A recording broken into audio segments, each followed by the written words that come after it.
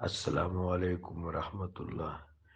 آپ نے چند فکروں میں اس پر بہت خوبصورت تحریر بھیج دی ہے، بہت شافی ہے، کافی ہے، خوش آئین ہے، دل کشا ہے اور نظر آفرین ہے، ماشاءاللہ۔ بلا شبہ آمین اللہ کے ان ناموں میں سے ہے۔ آمین قبول کرنے والا، آمین امان دینے والا، محفوظ کرنے والا۔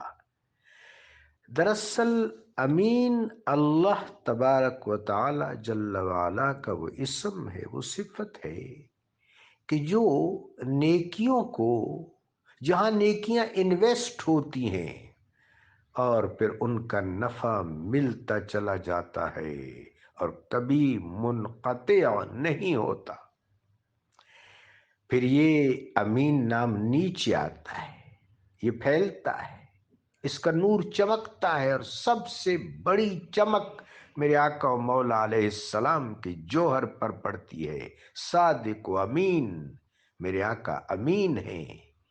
امین کے اسم کا اور صفت کا بڑا پرتو میرے آقا پر پڑتا ہے، وہاں سے پھر تقسیم ہوتا ہے، وہاں سے جبریل امین علیہ السلام کو ملتا ہے، مطاع ثم امین، فرشتوں میں اطاعت کیے جاتے ہیں اور امین بھی ہیں۔